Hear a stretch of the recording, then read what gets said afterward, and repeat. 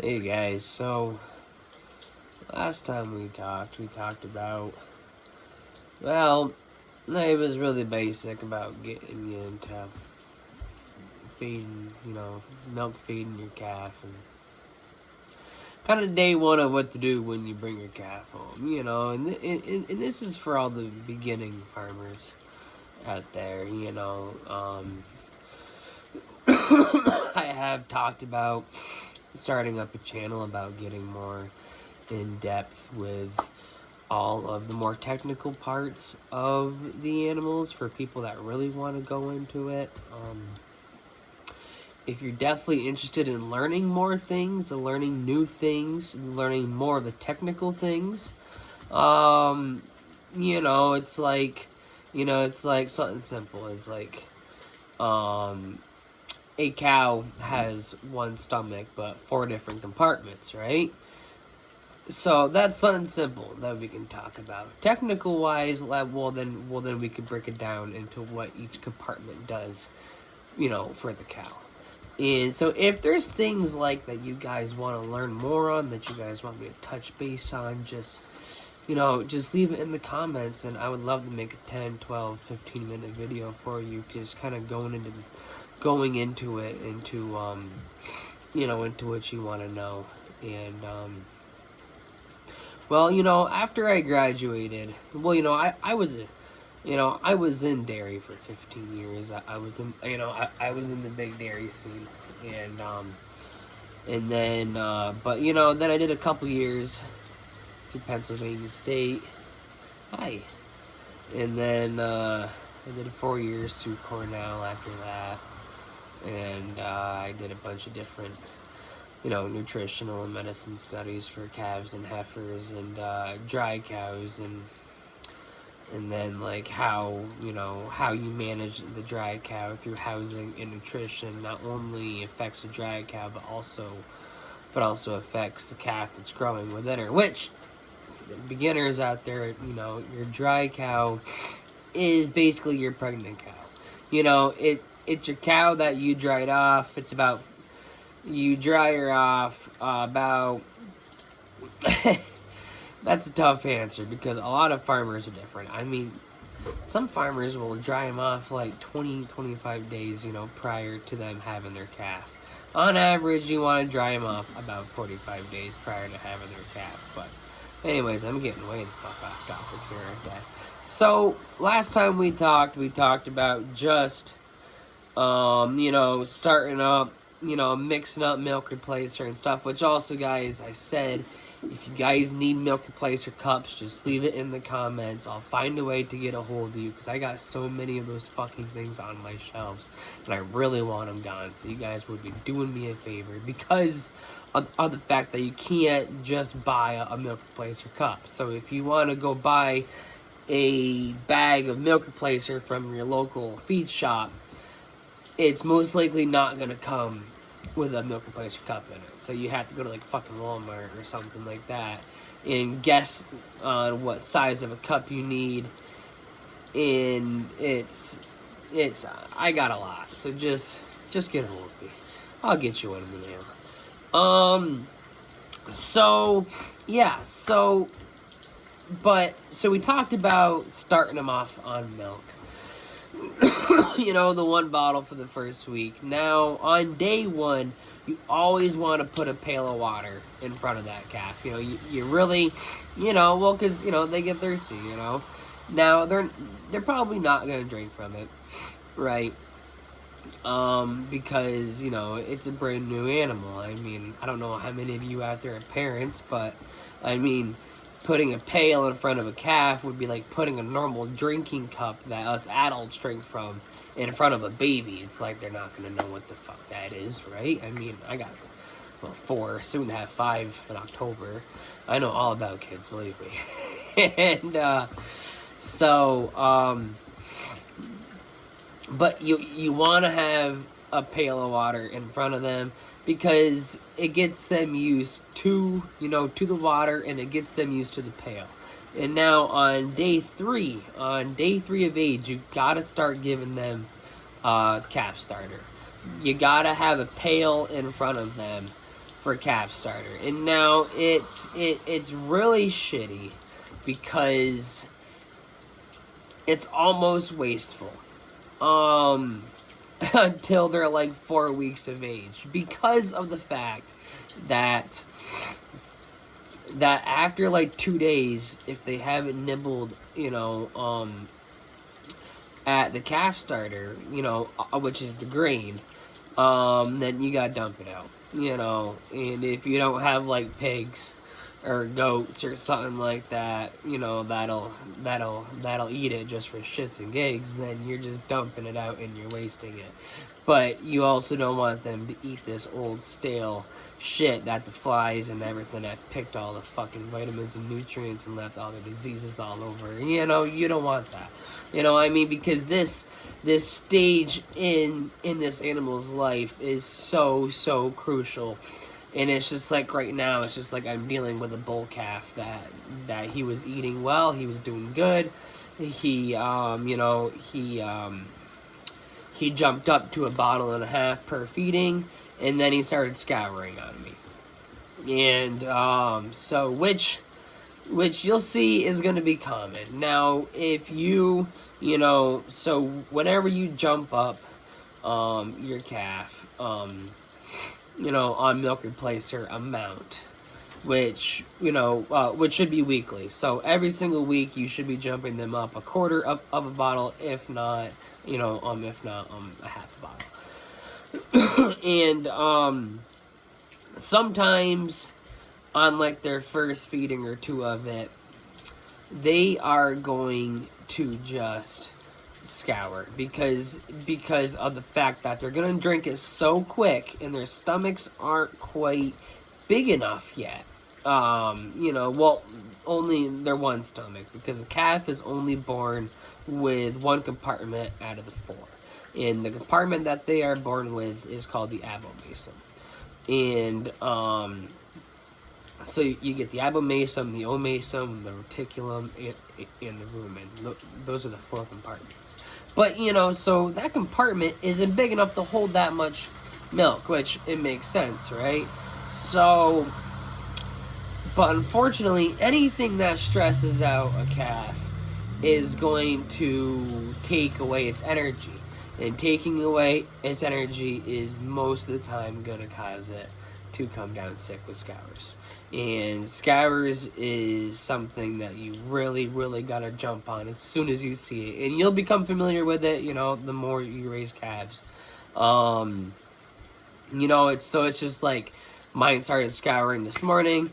I jumped right on top of it, and then he had, clumpy shit, by this evening.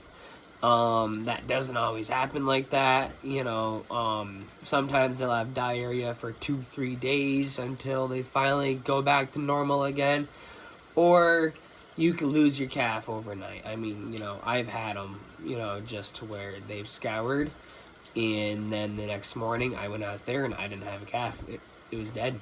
And so you really, really gotta jump on top of it. Like, once you see them starting to have like a diarrhea type form, you gotta get them on those electrolytes. And now you can go to any feed shop and they're gonna have electrolytes. I would buy the one specifically for calves. They make a thing called multi-species. I've never used them. I've always been told don't use them. Honestly, it's like $1.50 more just to get the shit that's made for calves. So I guess it makes sense just to buy it, right? And then you want to give that twice a day. Sometimes I know it's really hard to give it twice a day. And, because people are busy with work schedules, maybe exercise schedules, kids, dinner, just fucking life, right? I totally get it. Sometimes it's hard to really focus on one calf, and it's a really frustrating time when they come down with scours, because of the fact that you have to feed them the bottle, which is going to be 1 normal milk bottle filled up to the top with the electrolytes. All the directions is on it, and you don't want to feed it. The absolute minimum is 3 hours after feeding the milk replacer. The better time would be 4 to 5 hours after feeding it. But see, now the problem is that when the milk replacer mixes with the electrolytes inside the abomasum, it's actually going to cause them to have worse diarrhea. And so you really got to make sure that it's at minimum 3 hours, you know, after feeding, or 3 hours before feeding them.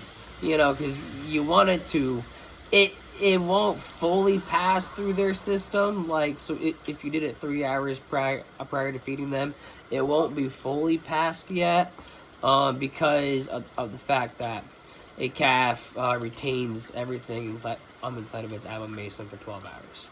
So, but Scours is tough. Actually, if you guys would hang on a second, I can go grab what I got. I can go grab it.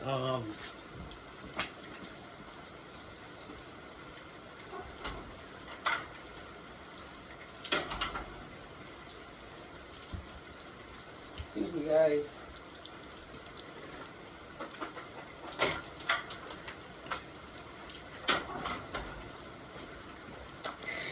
So, you know, because I've given up on the electrolyte feeding.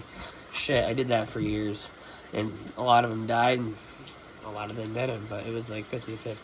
This shit is called Blue Ribbon Anti-Diarrheal. I get it right from Tractor Supply. This shit is fucking awesome. I will stand by it. I will swear by it. And, and then you just give this the same way that you would, you know, electrolytes 3 to 4 hours after and and prior to feeding. You would give it with a pill gun. They are in a pill form. Let me take one out. I don't like to touch them too much. I don't want shit to get contaminated, but whatever. So they do come in a pill form. It's a pretty big fucking pill to swallow, but for an animal like a calf, it's not too bad. So you would have to buy a pill gun with it, but I swear by those. I will always use them, and I've always had good success with them. Now, you can get other things. I don't know if you can buy them anymore. I know I haven't had to buy them in quite a while, but so there's a thing called oxytetracycline, and that is the best medicine to treat with scours. You would definitely have to have a vet come out and write you a prescription for it. Vet visits don't cost that much, but like if you do have a calf and if you're just freaking out because it's sick and you're just starting out, you know, don't be afraid to call the vet. It might cost you $150-$200. You know, I had to call one 2 months ago because one of my calves just stopped walking on one of its legs. I monitored it, I checked its hooves, it was fine, and then next thing you know, it just fucking huge and it couldn't walk, so we had to call in the vet and we took care of it. But scours is something that you really gotta start watching for. And but so that was a really big one that I said that I was going to talk about in the previous video. I told you that I was going to talk about scours with you. Now, if you want to go more into detail about scours, there is a lot of different types of scours out there. Some of them is now, like the most common type of scours is called osmotic scours, which basically means the handler. It's our fault. You know, like the bedding was too wet, their area was too damp, it wasn't ventilated good enough, it was too cold, you know, because wet bedding, cold, you know, no airflow, scours. And or like their milk replacer, how I was talking about in the previous video, how you don't want it to go below 102. That's very crucial because next thing you know, next morning you come out, your calf has scours. And so it's a really, really big deal because I'm pretty sure the poll, that's the right word, back in 2020 was 64% of calves died just due to scours. So it's a really big deal. And but what I wanted to get out of this video, I'm not gonna make you guys sit here and just fucking watch me, because you know, I don't even like looking at myself. I'm not that fucking handsome. You know, I guess I could be handsomer if I grew my beard out, maybe. But after 3 days of age, start giving them that calf starter. You can buy it at any farm supply shop. And there's a lot of different types of calf starters. It can get kind of confusing. Ask for help, but the most easiest way to know is it's 22% crude protein. That is really all you need to know. That is the most important. I mean, brands and everything are gonna vary, you know, about all the nutrients and shit that's in it. But 22% crude protein is what you want in your calf starter, and that is really what you want to walk away with. You know, if you're a beginner, I'm really trying to give you a really basic knowledge here to help your calf thrive, and then you'll learn on your way. 22% protein in a calf starter, or like some people that still sell it in like the burlap sacks might call it like a heifer mash. So you might have to ask for a heifer mash, because we have a place like an hour away and they still do fucking burlap, and it's like, guys, it's not fucking 1800 Amish days anymore, you know. But where I live, it still is. Fucking Amish just drove by on their buggy like fucking a minute ago. So where I live, it's still Amish life. Yes, you got to start giving them that, and if they don't, they're not gonna take to it, you know, because again, we're going back to they don't know what this pail is, you know, they don't know what this thing is that they're, you know, being introduced to. And so after feeding every day, you know, morning and night, I just take a handful, and then I will kind of open up their mouth out with my 2 fingers, you know, gently. You don't want to, because you don't want the animal to be scared of the caretaker. So you want to do as little force with calves as possible. Sometimes it's hard, because sometimes they're frustrating and they just don't want to do what you want them to. So sometimes not being forceful, it can be challenging, but you really just want to be gentle with them. And because then again, we go back to stress and shit. So but anyways, though, after I'm done feeding them, you know, I open up their mouth. You know, I will just put a small handful of calf starter in their mouth.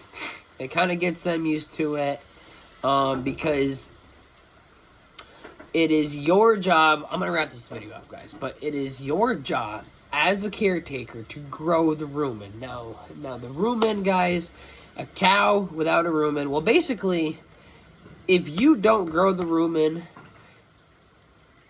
then your calf is going to die. And because you are not going to have a ruminant animal. And, I mean, the rumen is just the most important part of this animal's stomach. And it is your job, and typically by about age of 3 weeks is when the rumen really starts to develop. Now, believe it or not, that milk replacer can basically become worthless. It's funny. It's so important, but it's also kind of useless, because just as long as you have a very well developed rumen, then you are going to have a calf that's not going to need milk replacer. But, you know, and that's why some farmers wean their calves off at 6 weeks of age, because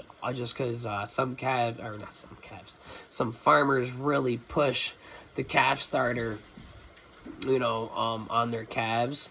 And calf starter and fresh water, just as long as they're getting those 2 things, the rumen's going to grow, and then they can get kicked off of milk. And I don't believe in that. I've done it before, and she was just always hungry, so I put her back on milk replacer, because she was always hungry. So Yes, get that rumen growing, guys. Get her calf starter at, at 3 days of age. Gently put it in her mouth, get her used to it. Keep her stress free as much as you can, because you don't want her to scour. And don't forget, if you guys don't have any milk replacement cups, put it in the comments. I'll find a way to get it, to get a hold of you, and I will put them in the mail. If there's anything that you guys want me to touch up on, or if you want to learn more about, if you have questions, if you have a problem with your animal, leave it in the comments. I can make a video about it, and then we can discuss and go on from there. So I thank you guys for listening. Don't forget to please subscribe. Tell all your other buddies that are trying to start up. And we are going to build this farm of yours together. So thank you.